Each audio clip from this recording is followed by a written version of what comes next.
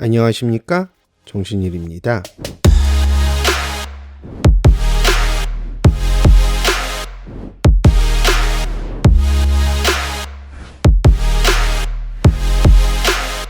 이번 코너는 일본인들의 반응을 알아보는 일본 반응 코너가 되겠습니다. 오늘 소개시켜드릴 기사는 신형 코로나 감염 확대에도 일본이 중국인을 지속적으로 받아들이는 이유라는 기사를 저희가 소개시켜드리고, 이 기사에 대한 댓글을 저희가 소개를 시켜드리도록 하겠습니다.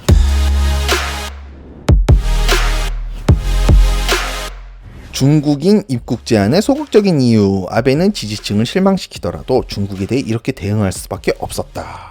약간 이분은 좀 좌익적인 성향이 있어갖고 중국에 관해서 조금 친중적인 성향이 좀 있는 것 같아요. 그래서 좀 이렇게 좀 완화하게 썼는데, 이게 아베 과연 지지층만 그랬을까요? 저는 지금 중도층들도 일단은 건강을 지키는 게 먼저가 아닐까라고 생각을 하거든요. 그러니까 좀 전체 좀 미국이나 싱가포르, 베트남처럼 좀 적극적으로 조치를 취해줬으면 하는 바람들이 있죠.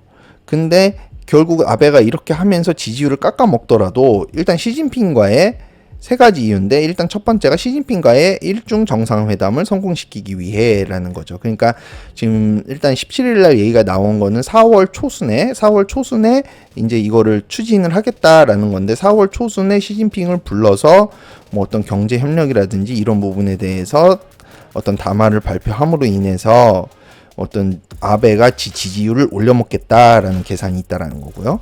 그다음에 두 번째는 도쿄올림픽을 예정대로 개최하기 위해서 도쿄올림픽. 이게 근데 이것도 사실 7월 24일 날 개최잖아요. 근데 의학 전문가들 얘기로는 이 코로나 바이러스는 30도를 넘어가면은 살기가 힘들대요. 그러면 도쿄 6월 달부터, 제 경험상 그 다음에 과거 데이터를 보더라도 6월 달부터 30도 넘는 경우가 많거든요. 그러면 그 코로나 바이러스는 더워지면 확 수그러들 것 같은데 왜 이런 뻘짓거리를 하는가 잘 모르겠어요. 그 다음에 일본 경제를 왜, 이건 뭐 얘기할 것도 없죠. 그러니까 중국하고의 왕래를 끊으면 굉장히 곤란해요. 그리고 지금 뭐 긴자라든지 일본의 유명한 쇼핑거리 긴자라든지 그다음에 뭐 오다이바 뭐 이런 데 가잖아요.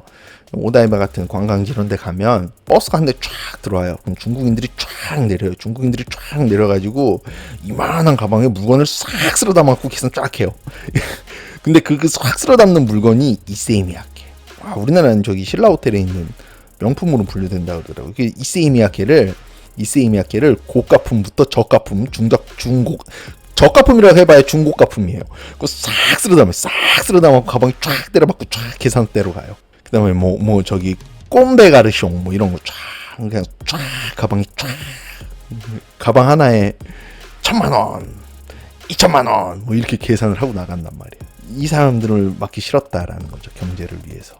그리고 저희가 저번 영상에서도 설명드렸다시피 시세이도 같은 경우에 중국이 매출에서 차지하는 비중이 어마무시해요. 그러니까 이러한 어떤 일본 경제를 위해서, 그리고 일본과 중국과의 경제 교류, 이거는 뭐 말할 것도 없죠. 아시아 내에서 뭐 중국하고 경제 교류, 뭐 아시아뿐만 아니라 전 세계에서 중국하고 경제 교류 정상적으로 안 해서 살아남을 수 있는 나라가 거의 없죠. 그래서 이걸 못한다 이거예요. 그래서 이 기사에 대해서는 뭐 쭉 길기는 되게 긴데 그냥 이런 뻔한 얘기 쭉 하고 있어요. 이거 5페이지까지 있는데 그냥 그런 뻔한 얘기 하고 있고, 그래서 이제 그런 뻔한 얘기에 대한 댓글들을 보면 뭐 이거는 뭐 제조업을 뭐 더 차이나 리스크에 대응하기 위해서 강화해야 된다 뭐 이런 얘기니까 그냥 뭐 시알데기 얘기니까 그냥 넘어갈게요. 이 두 번째 댓글이 저는 좀 재밌더라고요. 그래서 이 두 번째 댓글을 소개시켜 드릴게요. 모두가 뒷북 호북성 이외에 중국으로부터의 방문자 입국을 제한하지 않았기 때문에 일본 국내의 코로나 바이러스 감염이 확대되어 버렸다. 돌아가신 80세의 부인, 그러니까 80세 노인분 얘기하시는데 정부의 변변한 대응의 희생자라고 생각한다라는 거죠. 그러니까 이분 돌아가신 게 조금 억울할 수도 있겠다라고 하는 게, 이분 같은 경우에 감염이 예상이 돼가지고 병원에도 이제 몇 번도 찾아가고, 그다음에 병원에서도 좀 검사 요청도 하고 그랬는데 안 했고, 그다음에 이분이 어디서 감염됐는지를 몰라요. 우리나라랑 상황 되게 비슷해요. 이따가 기사 하나 소개시켜 드릴게요. 그렇게 해서 뭐 적절하게 치료도 못 받고 결국에는 코로나 바이러스 감염이 사후에 돌아가신 뒤에 판명이 됐어요. 와, 이게 허용이 되느냐라는 거예요. 그리고 일본에서 현재 활용 가능한 지정 감염증 대응 베드가 1,800개. 그러니까 총 허용이 가능한 감염자 수가 1,800명인데 이게 한계가 있다라는 거예요. 지금 아까 데이터에서 보여드렸잖아요. 지금 데이터에서 보여드리면 일본이 크루즈하고 2개 합치면 벌써 700 넘어가 버렸죠. 이제 더 이상 한 1,000명 정도까지밖에 수용이 안 돼요. 앞으로 감염자가 증가하더라도 이게 굉장히 어렵다는 거를 정부가 알고 있는데 왜 이따구로밖에 대응을 안 했냐 이거죠. 왜 이따구로밖에 못했을까? 저도 미스테리해요. 그래서 코로나 감염자 수의 제한을 알고 있으면 호북성 이외로부터도 오픈하여 받아들이고 국내에서도 감염 확대 리스크를 컨트롤하지 않았던 거는 허용할 수 없다라는 거죠. 허용되는 일이 아니다. 허용될 수 없다라는 거죠. 그래서 이제 지금 이게 가끔 대깨문들이 들어와가지고 문재인이 역대급으로 잘하고 있다라고 하는데 이게 그럼 한국은 뭐 다르냐? 뭐가 달라요? 감염 의심 의사 소견 선별 진료소가 묵살 환자 2주간 헤맸다. 감염된 상태로 2주간 검사도 못 받았다는 거예요. 그러니까 3번이나 선별 진료소에서 코로나19 검사 대상이 아니라면 돌려보냈다라는 거죠. 그래서 20일 서울 종로구 A2비인후과 김모 원장은 보건당국이 진료 대상이 아니다며 신종 코로나 바이러스 감염증 의심 환자를 돌려보낸 대처가 황당하고 이해할 수 없다며 고개를 저었대요. 그리고 56번 환자 75세죠. 이 병원에서 6일 이후 열흘 넘게 5차례나 진료를 받았고요. 그러니까 이 이비인후과를 5번이나 갔대요. 나 너무 아프다. 그리고 요 김 원장은 56번 환자가 종로 보건소 등 선별 진료소에서 코로나19 감염 의심 검사를 계속 거부당해 왔다.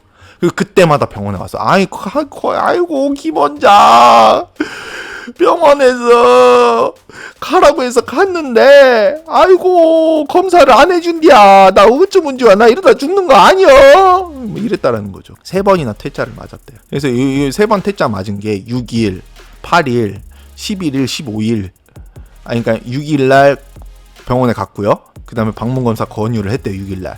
그리고 8일날 조사 대상이 아니다며 보건소에서 퇴짜 났대요. 그리고 11일, 15일 선별진료사 조사 거부했다며 이비인후과 또 왔대요. 그래서 다시 한번 또 가보라고. 이거 진짜 이상하다고 가보라고.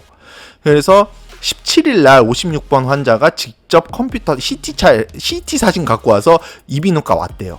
그래서 요 김 원장이 이거 꼭 가세요. 그래서 의뢰서까지 작성해서 보냈대요. 그리고 19일 날 확정됐대요. 이게 뭔 짓거리야 이게. 아니 과잉 대응이 났다며.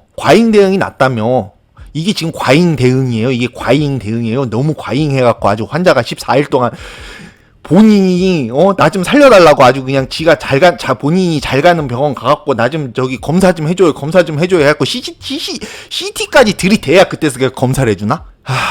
그러니까 이게 지금 이런 사태가 벌어지는 이유가 요 세 인간들 문, 시, 아베 요 세 인간들 다 성으로만 부를게요. 이름도 부르고 싶지 않아. 그냥 성만 부를게요. 진짜 이 세 인간들이 지금 경제적으로 자기들 이익 챙겨 먹겠다고 지금 이러고 있는 거 아니에요. 그러니까 자기들 지지율도 올려버리고 자기 정치적 기반 더 단단하게 다지겠다고 일반 국민들의 건강을 희생시키고 있는 거 아니에요. 이 세 인간들이. 진짜 우리가 이 유튜브를 시작한 이유가 이런 정치가들의 어떤 이기적인 행동으로 국민들이 손해보는 거를 막기 위해서 저희가 지금 이거를 하고 있는 거거든요. 그러니까 저희가 뭐 한다고 해서 이게 뭐 진짜 막을 수 있겠어요? 막을 수 있진 않지만 그렇다 하더라도 저희가 약간 힘이라도 너무 깝깝해서 좀 보태보고자 지금 이러고 있는 거란 말이에요. 그래서 저희가 이제 하고 싶은 얘기는요. 제발 이 정치가들이 제발 이기적이지 말고 이게 각 국가의 정상이면 저희가 이제 시대가 바뀌었잖아요. 각 국가의 정상이면 정상은 지도자가 아니에요. 더 이상 지도자가 아니고 리더가 아니에요. 하인이에요. 하인이면 좀 하인답게 살아요. 그래서 니네가 엄청난 일을 행해야 하는 하인이기 때문에 우리가 권한은 많이 줄게. 권한도 많이 주고 급여도 많이 주고 니들 생활 호화롭게 살 수 있게끔 도와줄게. 대신 하인이면 하인답게 행동해. 이게 현대 세대에 맞는 지금 이 사회에 맞는 스탠스가 아닐까라고 생각을 해요. 그러니까 과거 같은 경우에는 과거에 성경책을 보더라도 왕이 없는 시기에 왕을 원했잖아요. 왜? 본인들의 지식이 변변치 않고 본인들이 국가에 어떤 도움이 되는 그런 지식을 갖지 못했기 때문에 본인들을 이끌어줄 지도자가 필요했던 거죠. 그런 시대가 이제 쭉 넘어와서 우리나라도 조선시대까지도 왕권이 필요하다 어쩌다 그랬던 시대죠. 그래서 이제 우리나라는 경제가 발전을 했고 세계에서 가장 대학 입학률이 높은 국가로서 국민들의 지식 수준이 높고 그리고 제4차 산업혁명 시대가 왔잖아요. 그래서 이 집단지성과 어떤 뛰어난 학자의 지식과 대결을 펼치는 상황이 와버렸단 말이에요. 이런 상황에서 더 이상 지도자는 필요가 없어요. 지도자는 필요가 없다고요. 근데 대깨문들은 지도자를 뛰어넘어서 지금 교주를 만들고 있죠. 문재인을 교주로 만들고 있단 말이에요. 이거는 잘못된 거예요. 니들은 하인이면 하인답게 행동을 해 라고 얘기를 하고 싶어요. 그러니까 니들은 국민 목숨을 지키기 위해서 주인들 목숨을 지키기 위해서 최대한 할 수 있는 걸 하란 말이야. 니들 지지율 신경 쓰지 말고 이 하인답지 않은 하인 놈은 아유씨 진짜 열이 너무 받는데 더 이상 이제 하소연은 그만할게요. 오늘 준비한 영상은 여기까지고요. 저희들 영상이 마음에 드셨다면 좋아요, 구독 버튼 지금 눌러주세요. 감사합니다.